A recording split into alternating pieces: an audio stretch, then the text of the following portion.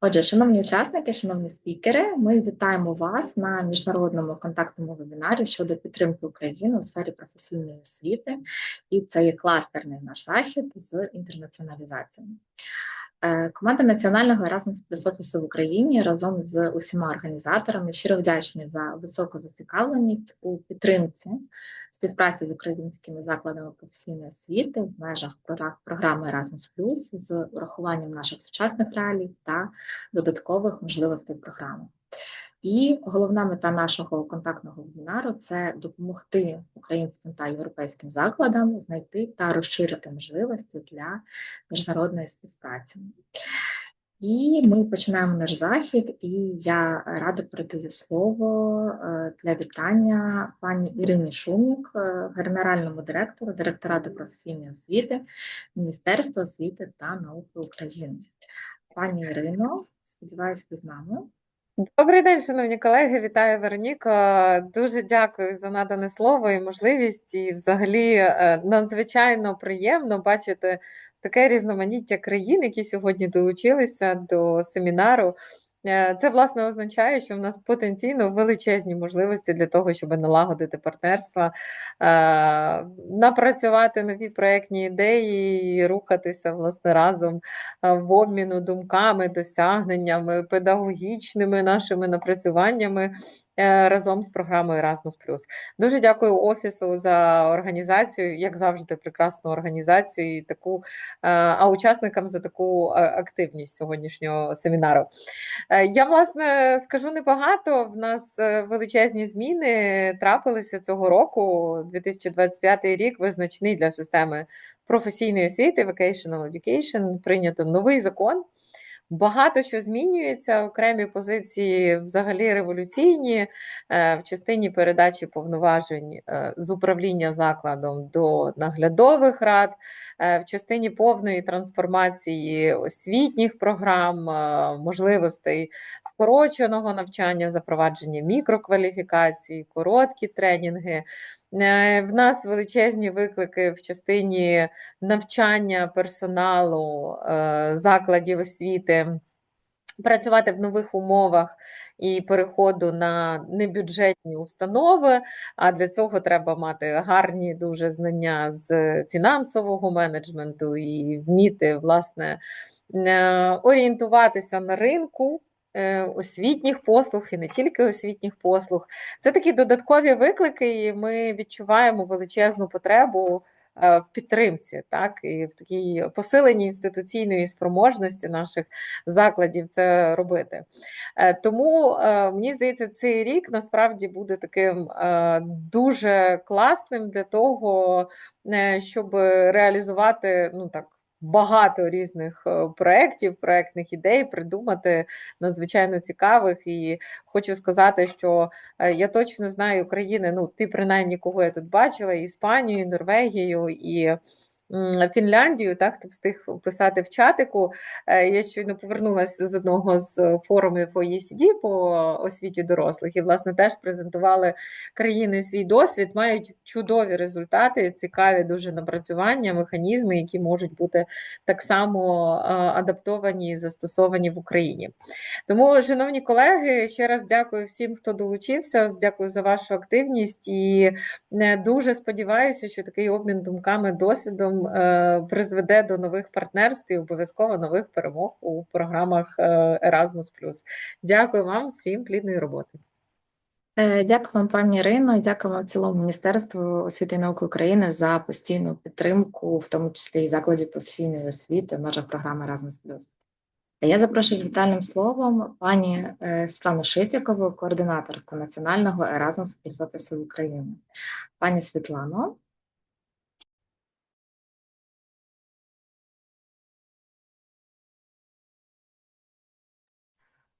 Пані Світлано, вітаю, дорогі колеги. Підкажіть, будь ласка, чи мене чутно? Так, вас чути, так. Добре. Дуже рада бачити, дуже рада вітати всіх колег, всіх партнерів, потужної спільноти наших закладів професійної, професійно-технічної, закладів професійної, фахової передвищої освіти, наших викладачів і студентів. Дуже раді вітати і дякуємо нашим міжнародним партнерам, хто долучився і планує продовжувати або налагоджувати співпрацю з нашими закладами професійної освіти, і це для нас наразі є дуже критичним пріоритетом, тому що є можливості, є інструмент Erasmus+, є конкурси, десь практично, ми сказали, що десь до конкурсів 20 точно можемо долучити сміливо заклади професійної фахової передвищої освіти України у співпраці з європейськими партнерами. Ми працювали активно разом з командою цього року над кожною ідеєю для закладів професійної освіти, фахової передвищої.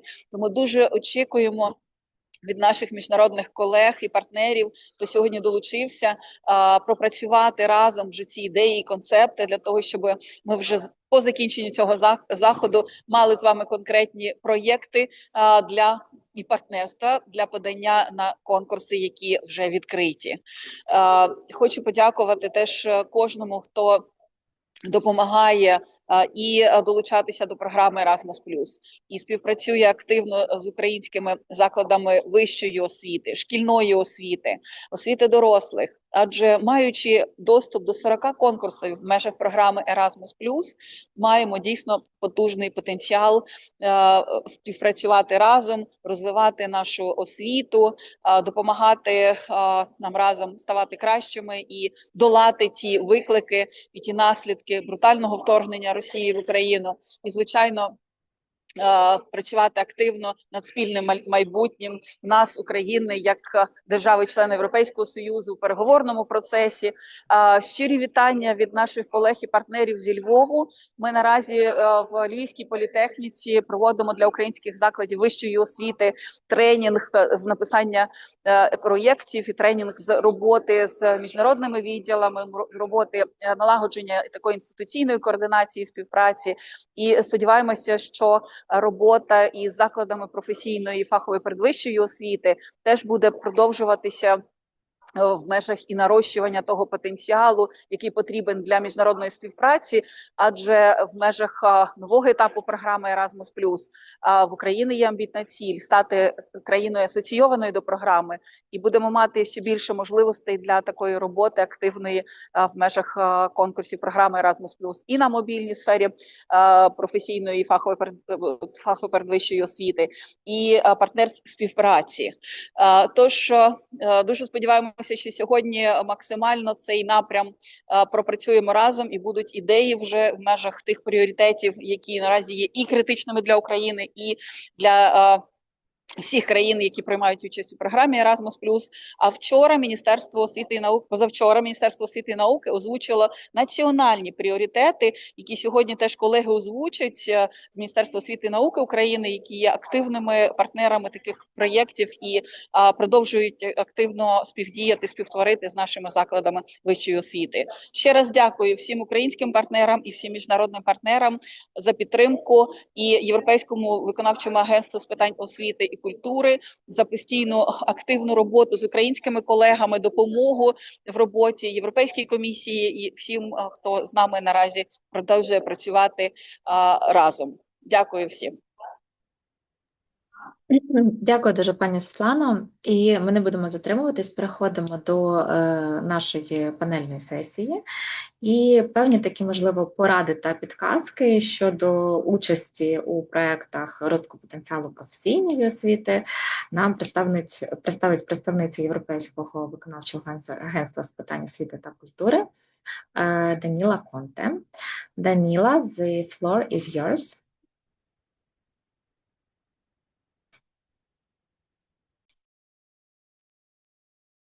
Hello. Yeah, hi. Good morning, everyone. I will give the presentation in English. I'm very delighted to be here and to have the possibility to give you a quick overlook about capacity building in vocational training. I'm going to share the presentation. I'm going to focus, I'm going to give you a bit of hint about the 2025 call and then focus maybe on the 2026 6 novelties. I'm Daniela Conte, I work for the European Culture Education Agency, and I'm one of the project advisors in charge of the core that just opened. Just an introduction, probably many of you don't know me because I'm not officially in charge of this region. I am officially in charge of the South Mediterranean countries, but I was happy to replace my colleague who is currently on leave. So I will try to answer if there are any questions as much as possible, but forgive me already if I might have some doubt and maybe get back to you afterwards, because I repeat, this is not really the region where I'm working with. I'm going to start sharing the presentation. Let me know if it's working. Can you see it? If nobody say anything, I will go ahead. Yes, it works. Okay, perfect. So yes, capacity building in vocational educational training. The content, as I already said, it will be a bit the new program guide on 2026 call, and then the novelty, which I think is the most important for you now to understand. Yes, again, is a short overview because you can talk for many more minutes than those one, but I will try to squeeze to give you the important point. The aim, I think you're all familiar with these slides. The aim of the International Cooperation Project and in the vocational educational training is to be supportive with the relevance, accessibility, and responsiveness of the vocational education institution and system in the third countries not associated to the program. This is very important to keep in mind because our main target finally are the third countries not associated to the program in this type of action, because the transfer of knowledge should be on the benefit of those countries. In the presentation, there is a short video, but I'm sure you all have seen it already, but in case you want to watch it afterwards, you're very welcome. Objective. So the capacity building are projects who should be done and conceived to strengthen the cooperation between the private and the public stakeholders. This is something very important when you are, if you have in mind to propose something, to write a proposal, keep this first point in mind, because it's something that gives a novelty, let's say, to the proposal. The other objective is to improve the quality, as I said before, of how the vocational educational training responds to the economic and the social development, especially in order to enhance the labor market. So again, very important to keep in mind is the relevance of the labor market and the skills which are needed to enhance the labor market. Last but not least, of course, the vocational educational training project try to align the local, the regional, and the national development strategies in an holistic way. I beg your pardon, but I got a virus, so for me it's very demanding to speak. I'm sure you have already watched the program guide, and you have noticed that the thematic areas this year are there is one more actually. So when you're proposing a proposal, you should focus on one or more. This is important. It's not necessary to focus on more than one. You can definitely focus on one and develop your proposal. And this year we have a novelty, which is the STEM in vocational educational training, because actually it looks like this is very important now for the labor market needs. STEM is science, technology, engineering, and mathematics. So you have one new area of focus. Activity. Which type of activity we want to see in a proposal, we want to develop in order to boost the capacity building in the vocational educational training. We are looking, for example, for creating networks and extend exchange of good practices between the VIT, creating tools, programs, and other materials to build the capacity of the institution of the third country not associated to the program, or creating mechanisms to involve the private sector. As you might notice, the private sector is getting getting back again in a slide, and developing and transforming pedagogical approaches, teaching, training, and last but not least, exchange some activities of exchanges for staff. It's also important. So those are just examples. What countries you can participate, but you know very well, 27 countries, and then we have six countries who are associated to the program. Those countries are North Macedonia, Iceland, Norway, Serbia, Liechtenstein, and Turkey. And all the other countries, the 102 countries, are not associated to the program. Please keep in mind that this is very important. The associated to the program nowadays are only those 6 countries.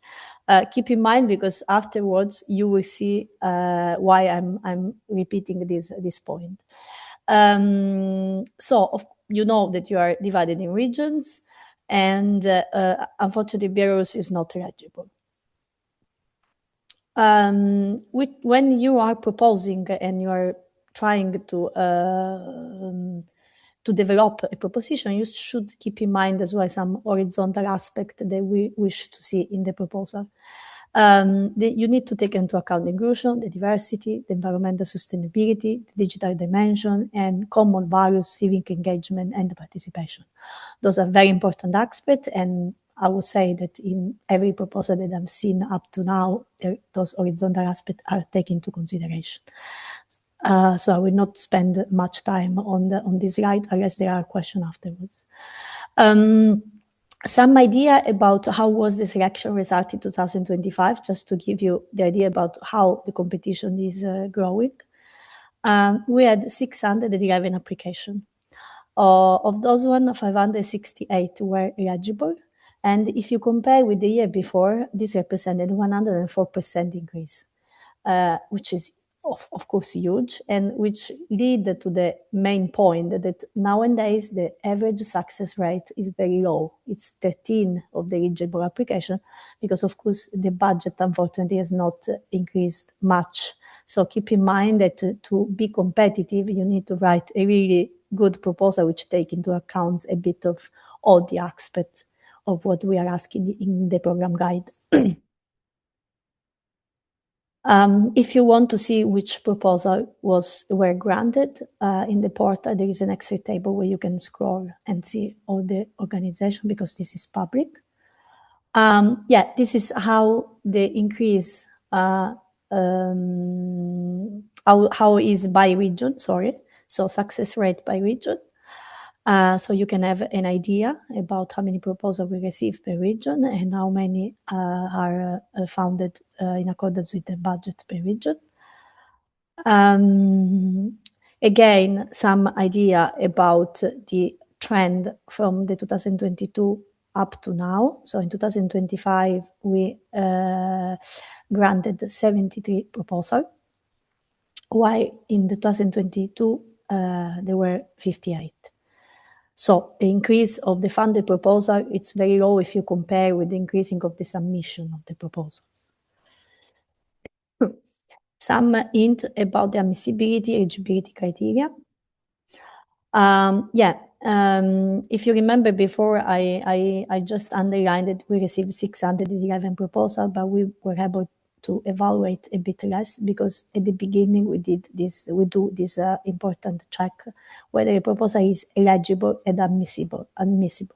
Admissible, of course, you need to propose and click the button in the system before the deadline. Eligibility, you need to be very careful, because nowadays, after 4 years, still we receive a proposal where the coordinator is established in a third country not associated to the program.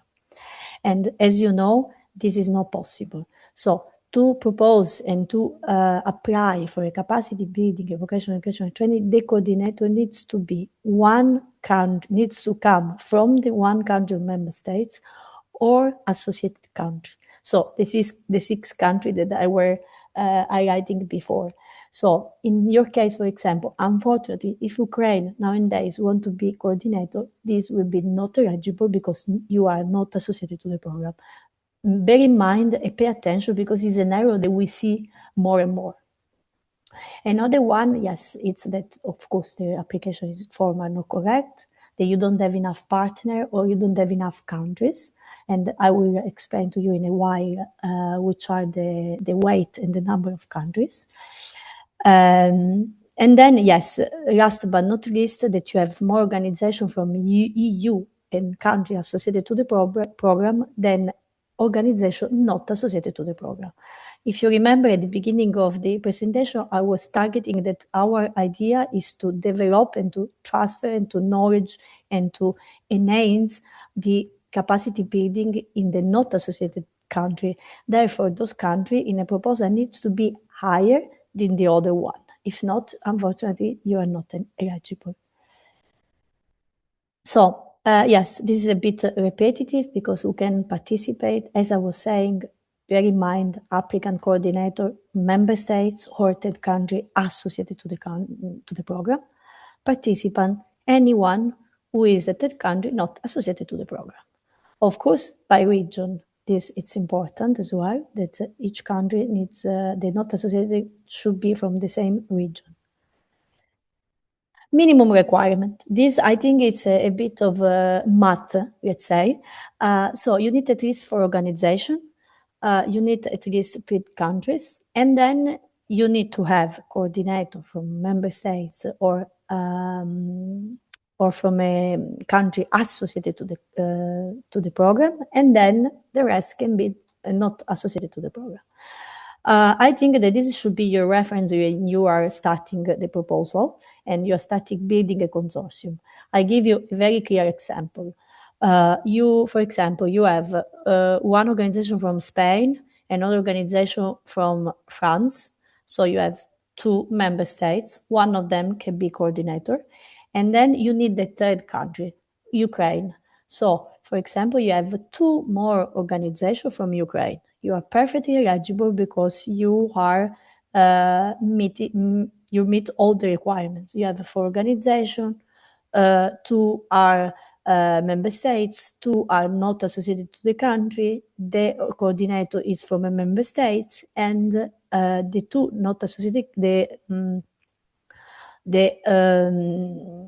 organization coming from member states and associated to the program are not higher than not associated to the program. So this could be, for example, the base to create your consortium. And then, of course, you can add as much country as you need, as you wish, bearing in mind that the country not associated to the program should be always higher or the same number. Yes, here I keep repeating. I'm sorry for the red, but we are seeing that it's becoming an issue because we receive a project where the coordinator, I repeat, is not from a member state or from a country associated to the program, which is a pity because we cannot evaluate the proposal. So it can be the most wonderful proposal, but we cannot. So it's very important. Then another point is that in the consortium, you should include at least 1 vet provider at secondary educational level. I mean, this we've been seeing as well, that it's becoming an issue. And I just bear in mind, you are applying for capacity building of vocational educational training. So at least you need to have 1 vocational educational training, because if you don't have a vocational educational training, maybe you are applying to the wrong call. This makes sense. And this year, unfortunately, we have a novelty, which is the last point. An organization this year cannot be coordinator of more than 2 proposals submitted under this action. So if you are a vocational educational school from Italy and you want to be coordinator and applying in this call, which doesn't not mean in this region, but in the entire call, you can be coordinator only of 1 proposal. If you are coordinator of 2 proposals, unfortunately, the proposal will not be eligible. Bear in mind, because this is a novelty. And in case you are want to be partner, this is perfectly fine. So let's say that the capping, it's only for the coordinator. You cannot coordinate more than 2 proposals, but you can be partner in 10. And 1 coordinator, that's perfectly fine. Yes, let's talk a bit money. So duration, usually 3 years. This is the budget that we, in general, the proposal, they're asking for maximum 500,000, but it can be lower as well. You know where you can find the call, the funding and then the portal. It was open the 4th of December, so a couple of days ago, but the deadline is 26th of March at 5 p.m. Brussels time. I would recommend to push the bottom a bit before, because you can imagine that it's an IT system and you might have surprise at the very end. So please do not wait the really last moment and try to be a bit organized, as you have now time to do a roadmap. Yes, let's go to the main point. I already told you about one novelties, the coordination. Yeah, this year, unfortunately, the part B should be only 40 pages. You remember, I don't know if you were applying before, that the maximum was 70 pages. This year, we reduce it to 40.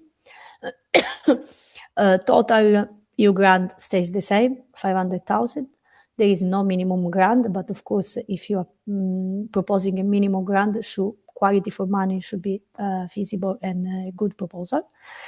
If you're planning to have subcontracting, this amount of subcontracting cannot be more than 10% of the total EU grant.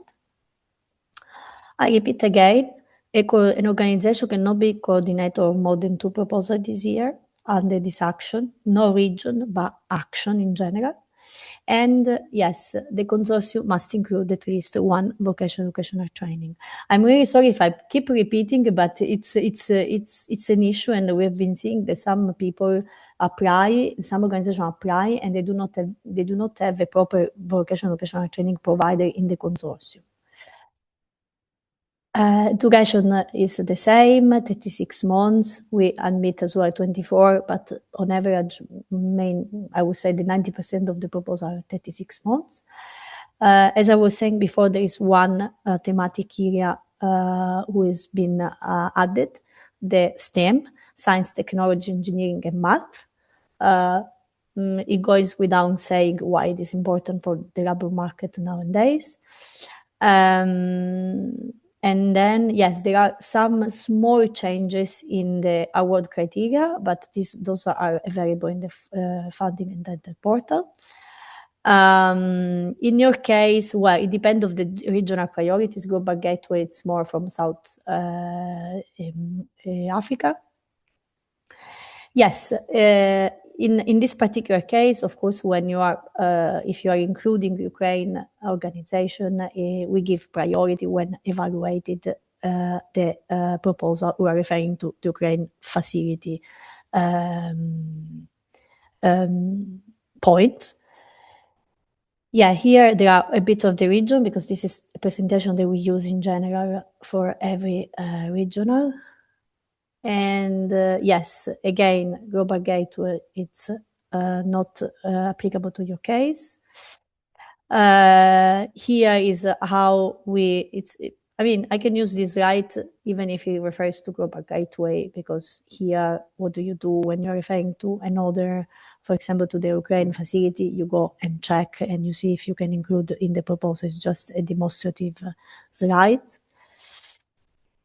Yes, and then last but not least, where you can find the proposal in the Fund Intended portal, and we have the 6 region, and you should click in the region when you want to apply. Some key documents, of course, the program guide that I'm sure by now you know by heart. The Funding and Tender Opportunity portal, where you see the running project in case you want inspiration. Yeah, I repeat again, the call it's currently open, so I strongly invite you to have a look in case you haven't.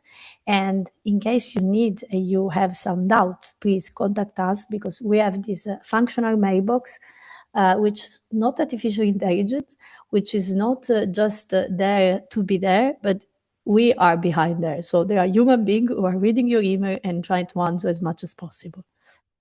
And thank you very much for your time and for listening to me. And I'm really sorry for my voice.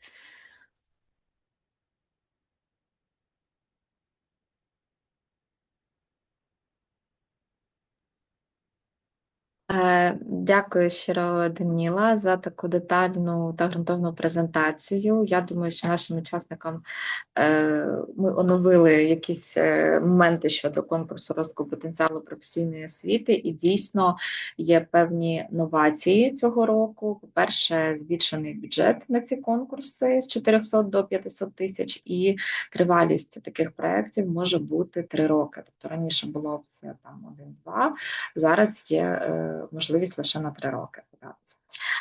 Ще раз вам дуже дякую, і хочу сказати, що враховувати під час написання проєктів варто не лише, звичайно, пріоритети програми, регіональні пріоритети для нашого регіону, регіону Східного сусідства, але і щороку Міністерство освіти і науки України публікує національні пріоритети для проєктів розвитку потенціалу вищої освіти та розвитку потенціалу професійної освіти. І я запрошую до слова пані Оксану Румовську, вона представниця Міністерства освіти і науки України.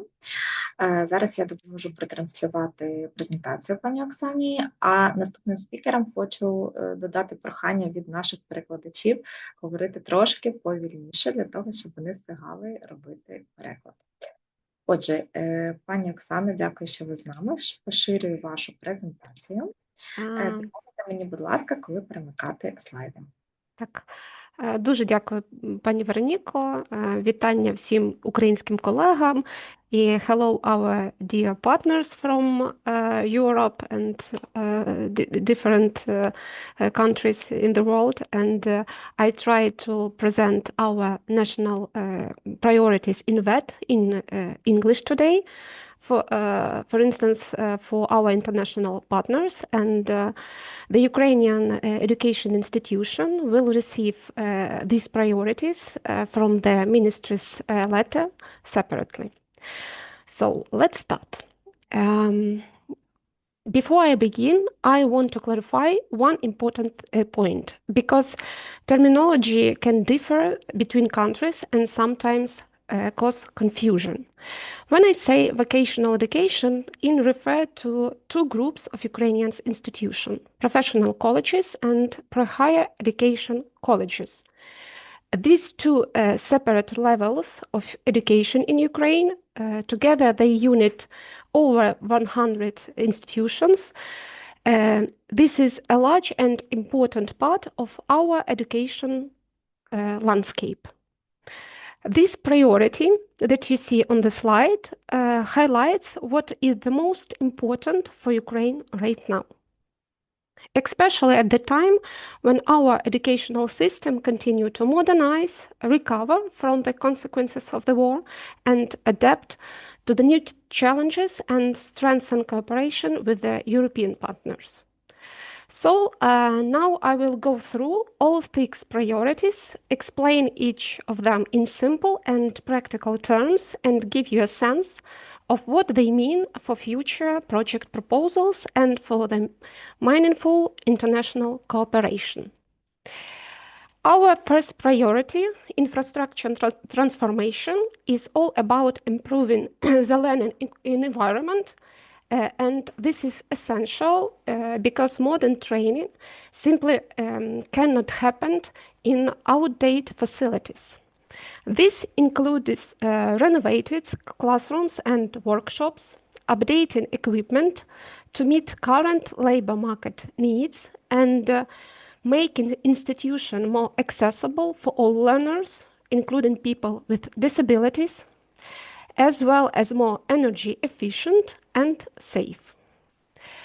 Another important direction is the development of Center of Vocational Excellence, which are designed to bring together education, business, and innovation.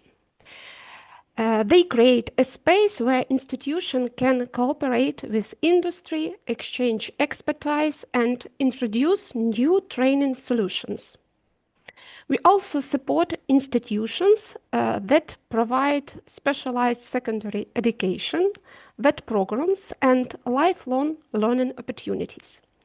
So in short, this priority supports projects that helps create modern, high-quality spaces where students and teachers are truly strive and unlock their full potential.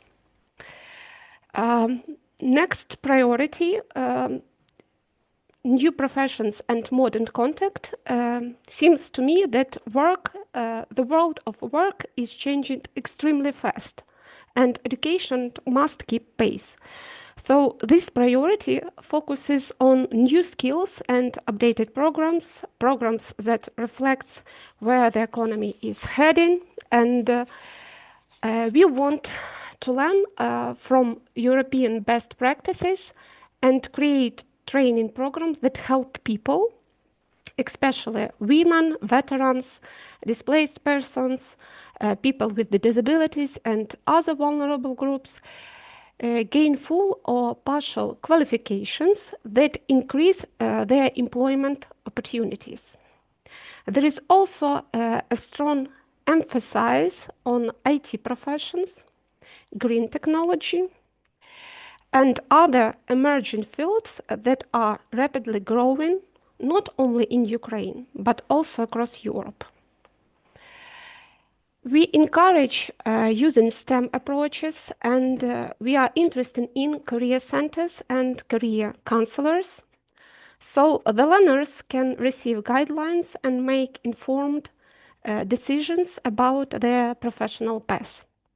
Overall, the priority supports projects that helps institutions delivers future-oriented and relevant training that prepares people for real job opportunities. The third priority, working with business and strengthening autonomy, highlights how important it is for education and employers to work side by side. It includes expanding dual education, promoting work-based learning, and supporting students' internships. Because practical experience is not only the strongest drivers of successful employment. We encourage institutions to involve business representatives in decision-making through supervisory boards and other governance mechanisms. This helps that educational programs truly match labor market needs. Another important focus is improving funding mechanism through formula-based models, as well as collecting feedback through regular graduates and employer surveys. This helps institutions understand how well their programs work in real life. Overall, this priority supports projects that build stronger connection between education and the labor market, resulting in more relevance and more effective training. The fourth priority, make it that more attractive, aims to make vocational education more appealing to both learners and staff. And this is very important because the perception of that often shapes enrollment, employment, and overall public trust. This includes creating career guidelines hubs, inviting industry professionals to teach and mentor students, and offering teachers new opportunities for professional development in areas such as mentoring and project management. We also support skills competitions and public campaigns that promotes vocational careers and demonstrate the real value and modernity of these professions. Not at all, because for the fourth priority, the goal is simple, to show that VET is a modern, respected, and promising pathway that opens real opportunity for young people and adults. Fifth priority, focused on bringing our system fully into the digital age, not partially, but comprehensively. It includes developing an external qualification assessment system, building a network of qualification centers, and actively using online courses, digital tools, VR and AR technologies, simulators, and AI in teaching and learning. Institutions are also encouraged to introduce performance indicators for the head of the institutions and to digitalize their operation process from administration to data management. And this priority is perfect for projects that work on digital tools, virtual learning environments, modern laboratories, or quality monitoring systems that increase transparency and trust in VET. The last priority, priority 6, helps students and staff connect with the wider world and learn from international experience in support both internal and international mobility, giving learners access to modern technologies, new equipment, and best practices. They may not yet be available in their home institution. We also encourage sharing expertise on green and digital transitions and involving native English-speaking instructors in VET institutions to support language development and international cooperation. This priority opens the door to projects focused on mobility, international partnership, language learning, and intercultural exchange, all of which help integrate Ukraine into the European educational space. So, to sum up these 6 priorities, reflect Ukraine's commitment to building a modern, innovative, and internationally oriented VET system. Projects aligned with these priorities that I mentioned will help upgrade infrastructure, introduce new qualifications, strengthen cooperation with employers, support teachers, advance digital technologies, and expand mobility. So I hope it helped you to create a good projects, and thank you for your attention. If you have any comments, please you can share it with chat or in my personal mail. Thank you. Дякую щиро, пані Оксано. І ми переходимо до наступного нашого спікера. Це представниця нашого партнера, Фолькуніверситет, які підтримують заклади професійної освіти України і заклади вищої освіти, мають вже певну кількість спільних проєктів.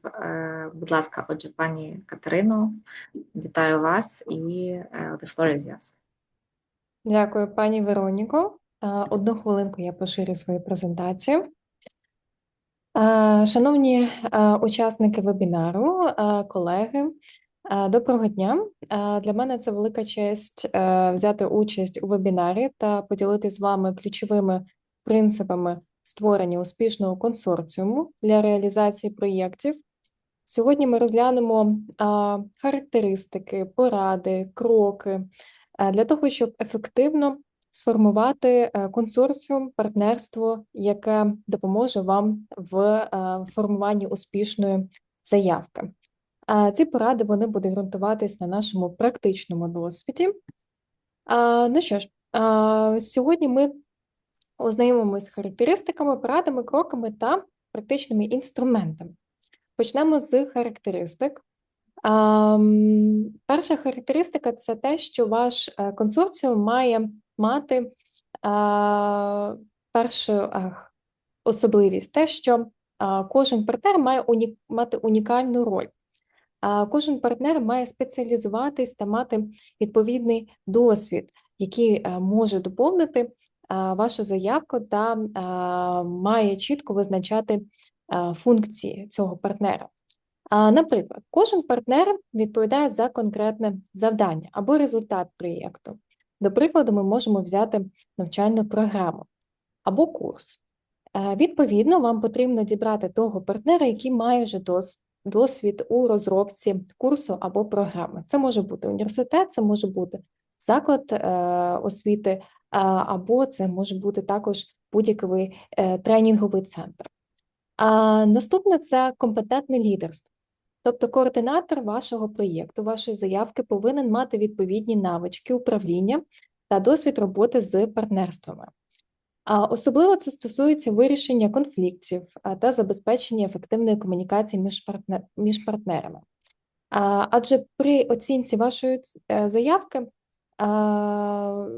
аналізується також досвід координатора, чи він мав вже до цього Erasmus+ проекти, чи він був координатором в цих проектах, і, відповідно, на основі цього також буде оцінюватись якість вашого партнерства. Наступне – це географічний баланс. Успішний консорціум має включати партнерів з різних регіонів, наприклад, з Північної, Центральної та Південної Європи. Важливо, щоб ви збалансували ваше партнерство, а також участь некомерційних і комерційних організацій. Наступне – це спільне бачення. Всі учасники консорціуму повинні поділяти єдине бачення та інтереси і пов'язані бути з тематикою проєкту. Тобто ваша тема проєкту має стосуватись і бути актуальна не тільки для вас, а також і для інших ваших партнерів. І останнє – це довіра. Успішна співпраця можлива лише за умов високого рівня довіри між партнерами. Навіть якщо учасники не знайомі особисто, довіра до надійного партнера в консорціумі пошириться на всю команду. Також в компоненті довіри дуже ефективно діє те, якщо у вас вже була співпраця з європейськими партнерами, або ж ви брали вже участь у проєктах Erasmus+, дану довіру може також побудувати ваша робота в цьому проєкті, те, як ви себе показали, представили. І також координатор, який запросив вас до цього проєкту, він може також побудувати цю довіру і розповсюдити на інших партнерів, що за собою може також побудувати наступні перспективи та нові горизонти вступу до нових проєктів та заявок. Практичні поради щодо створення консорціуму. Це перше, вам потрібно чітко визначити функції і потреби проєкту. Тобто ми починаємо з розробки детального опису теми та завдань проєкту. Це нам дозволить зрозуміти, яких саме партнерів нам потрібно залучити. Повертаючись до попереднього слайду та першої характеристики. Якщо, до прикладу, вам потрібно розробити платформу або застосунок, або онлайн веб-сайт, для того, щоб транслювати свої результати проєкту або розмістити навчальну програму, вам потрібен відповідний партнер, який може це зробити, який має досвід розробки платформ або застосунків. І це якраз таки буде найкраще вирішення, найкращий такий меч партнера до функції, до завдання проєкту. Тобто ми обираємо партнера, який вже має досвід, вже розробляв щось і, відповідно, його додаємо до себе, до свого консорціуму. Наступне – не залучайте друзів без відповідних компетенцій. Це помилка багатьох заявників – обирати партнерів через особисті зв'язки, а не їхню експертизу. Тобто це може дещо знизити якість проєкту, тому, знову ж таки, наголошуємо, щоб ви обирали партнерів за експертизою, за їх досвідом. Розширити мережу, використовувати наявні партнерства та не бійтесь залучати нових. Шукайте нових учасників, нових організацій, які принесуть нові перспективи та знання. І останнє, плануйте подальше використання результатів вашого проєкту. Тому що, коли ми залучаємо партнерів, ми маємо також пересвідчитись та спланувати, чи результати проєкту будуть використовуватись цим партнером після закінчення проєкту, після закінчення фінансування. Це дуже важливий компонент вашої проєктної заявки, а саме в секції Impact де ви маєте дуже детально обґрунтувати, як саме далі будуть використовуватись результати проєкту, чи вони інтегруються в той чи інший заклад освіти, чи, можливо, вони будуть розповсюджуватись та використовуватись не тільки на національному рівні, а й на європейському. До прикладу, щодо цього компоненту, ви можете запросити будь-яку асоціацію, яка може займатися поширенням та використанням інструментів, розроблених в рамках цього проєкту. Коли ми з вами пройшлись по створенню консорціуму, також важливо наголосити, що консорціум має будуватись на 3 ключових таких етапах. Спершу ми створюємо основний консорціум з високим рівнем компетентності, тобто це основні такі ключові лідери експертизи в певній галузі чи темі. Далі ми з вами розвиваємо більш інноваційну ідею, що разом з основним консорціумом ми готуємо певну таку чернетку вашого проєкту. Це може бути концептуальна нота, якщо ви вже сформували концептуальну ноту, то вже формуєте з основним консорціумом самопроєктну заявку, де чітко формуєте основні цілі та приблизний план проєкту. І на основі цього ви вже можете побачити певні такі прогалини, кого вам саме ще не вистачає, щоб заповнити той чи інший момент вашої заявки. Якщо ви бачите, що з основного консорціуму ви не маєте підходящого партнера, знову ж таки, до тієї чи іншої активності, її імплементації, тоді ви зможете вже залучати і інших або нових партнерів, і будувати вже таку мережу членів консорціуму. Головна ідея проєкту полягає в розвитку потенціалу або, як це називається в міжнародних програмах, capacity building. Що це означає на практиці? Це не просто підвищення компетенцій учасників, а комплексний процес, який включає навчання та розвиток нових знань. Це стосується як партнерів, так і кінцевих бенефіціарів. Наступне – це розвиток навичок. Наприклад, як використовувати сучасні інструменти або впроваджувати інновації.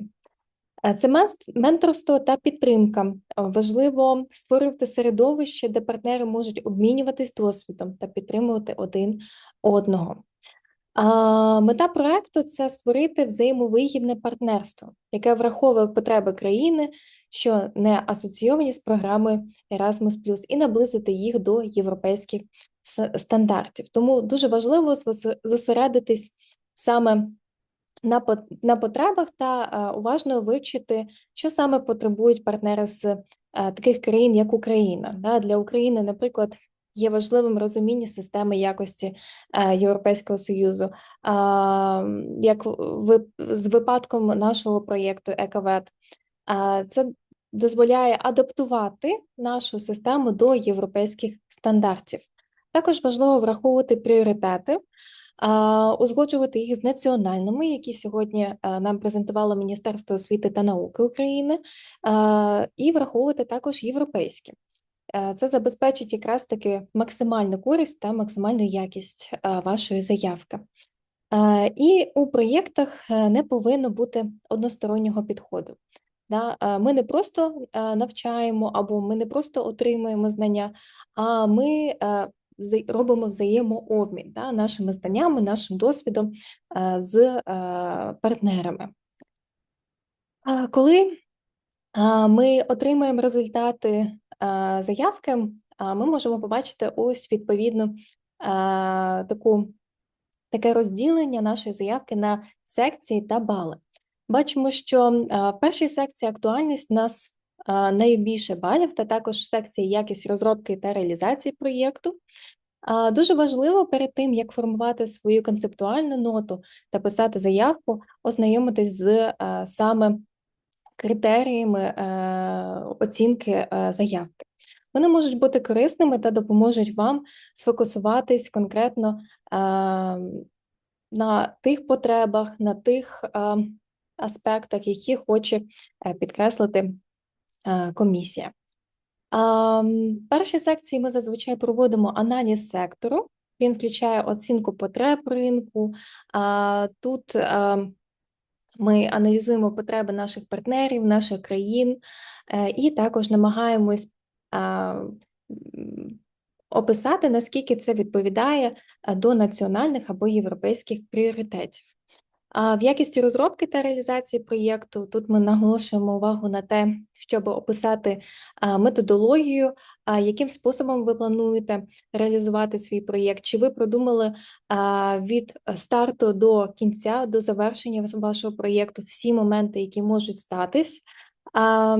І також тут дуже важливо прописувати саме якісні такі показники, тобто, якщо ви плануєте залучити учасників до тренінгової програми, то скільки учасників, яких учасників, з якого місяця по який, або в якому пакеті ви будете це реалізувати. Тут важливо детально описувати це.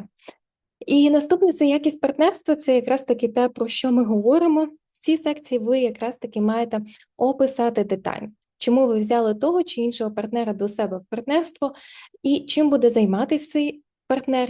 Він буде відповідати, можливо, за робочий пакет або за певну активність.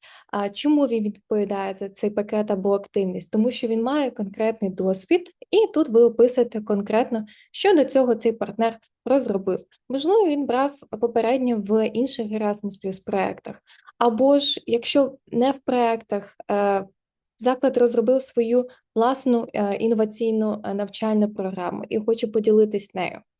Тому тут ми можемо враховувати як проєктний досвід, так і свій інституційний. І останнє – це сталість та вплив та поширення результатів. Тут якраз таки ми описуємо, як результати можуть жити після фінансування проєкту. Адже проєкт має старт і має кінець. Але після проєкту дуже важливо, щоб ваші результати не просто були на поличці, а далі використовувалися партнерами, стейкхолдерами і мали розвиток. Це, до прикладу, на слайді ви можете побачити, це один наш проєкт ЕКВЕТ 4.0 спільно з Міністерством освіти та науки та іншими партнерами європейських країн та України. Це один із прикладів того, як ми формуємо наші проєкти. І на наступному слайді я покажу, як ми підбирали наше партнерство до цього проєкту. В цьому проєкті ми планували розробити та протестувати WebLoop. Це певне таке коло якості професійної освіти. Ця методологія вона допомагає адаптувати професійну освіту до реальних потреб ринку праці.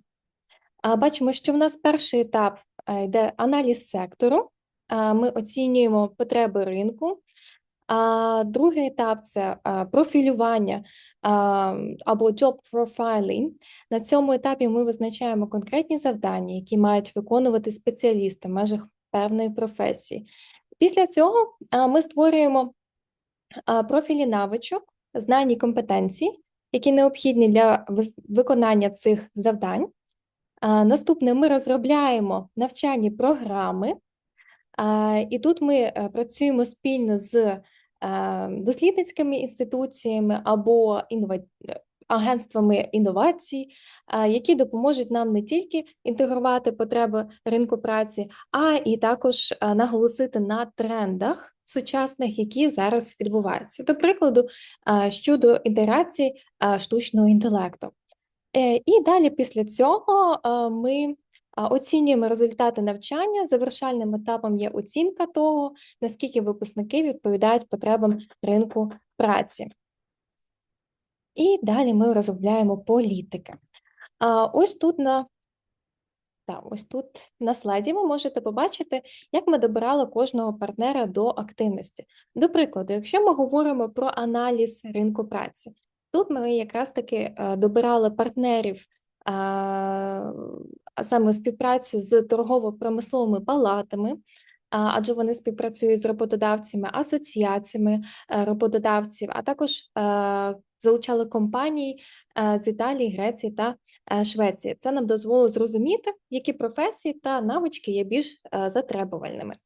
На етапі розробки навчальних програм тут нам якраз таки потрібні були партнери, які мають вже досвід розробки навчальних програм. Тому тут ми залучали Folkuniversitetet, нашу організацію, організацію MMC з Кіпру, Дімітру, нашого грецького партнера, це заклад професійної освіти, Metropolitan College, також Рінову і Луїджі де Савоя. Тобто ці партнери – це склад закладів професійної освіти, також партнери Міністерства Італії, які мають досвід в розробці і можуть підсилити імплементацію цієї активності. Коли ж ми працюємо над інноваціями в цьому проєкті, ми співпрацюємо з Big Group, це компанія, яка займається технологіями, інноваційними технологіями, Science Park Kaunas в Литві, які, знову ж таки, також займаються впровадженням інновацій. І вони допомагали нам якраз таки впровадити інновації в навчальну програму, а особливо в сфері цифровізації та сталого розвитку. Щодо оцінки результатів, тут ми залучали якраз таки TrimTab, нашого шведського партнера, який є такою агенцією працевлаштування, і вона якраз таки допомагала нам залучати дані від студентів та від роботодавців. TrimTab, він займається тим, що він допомагає заметчитись студенту або будь-якому шукачу роботи з роботодавцем. Тому якраз таки нам і був потрібен цей досвід цього партнера саме в оцінці результатів навчання. На завершення хотіла би підкреслити, що успішний консорціум – це стратегічне партнерство, і воно має бути засноване на спільному баченні, довірі. Кожен партнер має виконувати свою унікальну роль, тому плануйте не лише виконання завдань або активностей, а також плануйте, чи той чи інший партнер буде використовувати результати вашого проєкту. Дякую за вашу увагу і буду рада відповісти на ваші питання та долучитись вже до окремих робочих груп. Дякую. Дякую, пані Катерино. Я думаю, що ця презентація була дуже корисною в частині того, як взагалі вірно будувати партнерство та враховувати інтереси обох сторін, як європейських партнерів, так і українських або з країн, не асоційованих до програми. І наша остання презентація сьогодні в загальній частині. Я запрошую до слова пана Теодора Расаса, представника EVVB, Європейської асоціації закладів професійної освіти, і він поділиться з вами можливостями взагалі щодо співпраці з EVVB. Теодора, будь ласка. Thank you very much. Hello, colleagues. I think that after the previous presentations and also what Katerina has mentioned about the collaboration for the impact and dissemination with an association, it is a great pleasure for me to present EVVB. As many of you may know, EVVB is an association of institutes of vocational training. We bring together vet schools from all over the world. As you can see here, we are present at the moment in 84 countries. We do have members, 850 plus vocational education providers, and we do have over 150 members outside the European Union. In specific Ukraine, we do have at the moment 38 members that are mostly vet schools. Here are the members that have been signed in our network during 2025. What we are trying to do during this work is, on the one side, to connect members. On the other side, we are trying to do dissemination, to do capacity building and peer learning activities between the partners from different countries. And we are trying to bring the voice of the members to the European Union through the different fora that we are participating and the collaborations and discussions that we have with our colleagues at the Commission, and on the other side, try to explain during our policy camps that I will explain later, the developments at the European Union level with the members in a simplified language. In our opinion, the important thing is the engagement.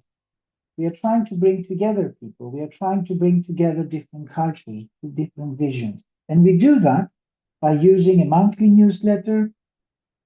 We are doing that by issuing and publishing online the VET magazine. We are doing it through our posts on LinkedIn, Facebook, and Instagram. And we also do structured dialogues and bilateral meetings with our members.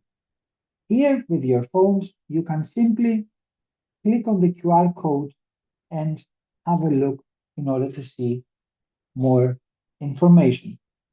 I'm trying to do the presentation as slowly as possible to help the translator. We are also trying to provide tailored support to our members. We are trying to provide guidance on how to acquire EU funding, and I will show you later what we have achieved until now. We are providing access to partners from different countries in order to fulfill the eligibility criteria for different applications. And we are also sharing the policy advocacy at the European level. How can we support you? On the one side, we can strengthen your work. We can find additional funding in order to build up and enhance the effectiveness and efficiency of training that you provide to your students. This can be also done through training offer and professional skills to the teachers and to the learners. As I said, we can connect you with our community and we can provide you practical support whenever this is needed. We have a place in Brussels, a place that is open for VET. We call it VET House, and it is also open for you. So whenever you are in Brussels and whenever you would like to organize an event just in front of the Commission at the Rue Charlemagne, we are there for you. We can accommodate up to 100 people, and we can provide all the technical support in order to do this event successfully. The VET House is a whole building of more than 300-400 square meters, where we also have an open working space so that you can jump in whenever you are in Brussels, talk to us, and work. The enumeration was in June this year, and we had more than 150 participants. On the other side, and at the practical level, we are also supporting government. We have signed also a memorandum of collaboration last year in September, when I was in Kyiv personally, in order to support the ministries at the technical level and also at the level of connecting Ukrainian, in our case, VET schools, but also universities with European counterparts, with EU counterparts, to be more accurate. We organize every year a policy camp. Last year, in 24, it was about AI, and you can see here some privileged partners that gave a speech and participated, including Google for Education, Coursera, Meta, but also the European Training Foundation. More than 36 different countries have been represented at the policy camp that we organized this year in 2025, with a subject on open schooling and inclusion, while at the same time, please,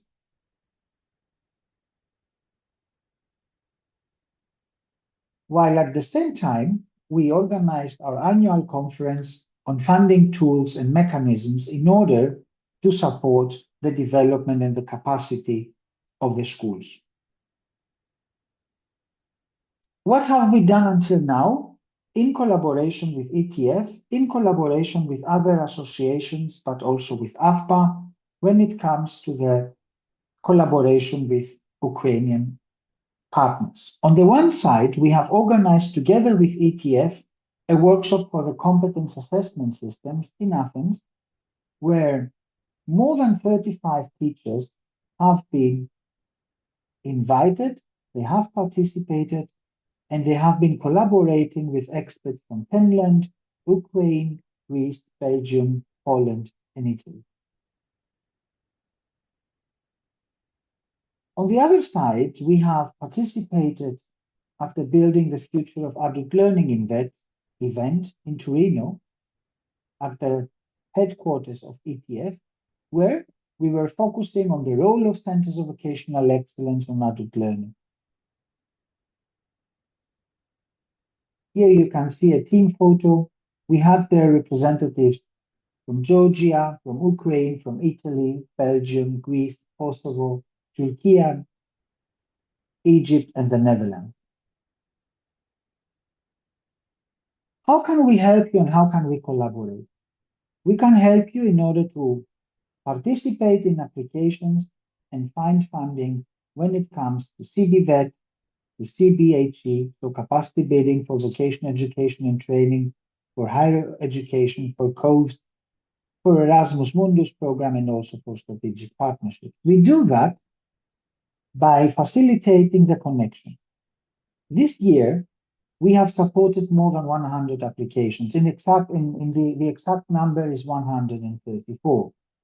And you can see that we have involved 18 universities from Ukraine in projects that have been drafted by EU members. We have included 37 vet schools from Ukraine in projects that have been drafted by EU members. And we have also included 11 partners, schools authorities, in Horizon applications that we have prepared. So in total, we have achieved more than 200 matches.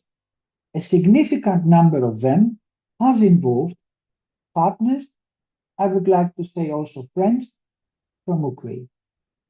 So we are very happy to receive also your request in order to bring you together with different partners, vet schools from various countries. Here are some examples. Again, please feel free to use the QR code to find out more. There is a COVE where we are working on construction and the housing sector, where among others, the Sumi High Vocational Schools of Construction and Design is participating as a partner. We do have a project where we are working on PISA. We are actually preparing a foundation year for increasing the performance of learners and students in the VET system. And here we do have a participation from the Lviv Professional College and the Khmelnytsky Vet Center.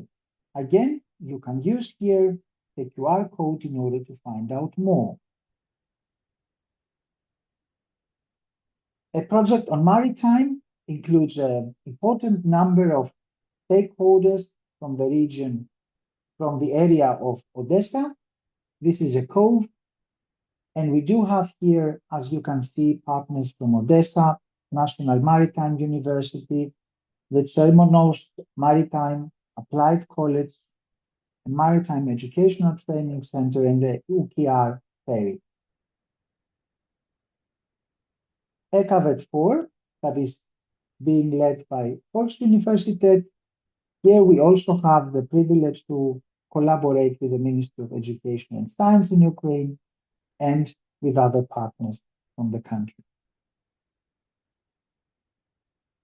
We would be happy to hear more from you. You are free, and we would be happy to see you becoming a member of this network. You can send an email to Sotiria Tsalamani, who is our counterpart, our colleague in Brussels, who is responsible for answering your emails and requests from Ukraine and bring you together with other partners from the European Union, but also from other neighboring countries. And as you can see, we have a big team with a lot of colleagues. We are a team of more than 10 permanent employees, and we do have also a board that we are proud of, where among others, we do have a participation of the Ministry of Education of France. We do have a participation of German big organizations and NGOs. We do have participation from Don Bosco and also from other partners from different countries of the European Union, and not only. That was all from my side. Happy to receive questions or emails later on. Thank you very much.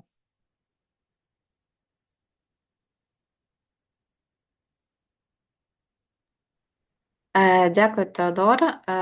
Дійсно, ви можете побачити, наскільки VVP допомагає розширити можливості для партнерства, тому запрошую вас комунікувати з Теодором, з пані Сатірією, вона теж є сьогодні в нас на заході. Отже, ми з вами завершили нашу першу частину, і ми рухаємось трошечки випереджуючи наш графік. Я пропоную зараз нам з вами перерватися на перерву, випити смачної кави і повернутися за 20 хвилин о 13:40 за часом Києва або о 12:40 за часом Брюсселю. Ви можете не вимикати ваш Zoom, ви можете просто вимкнути ваші камери. Повертаємось за 20 хвилин сюди в загальну групу.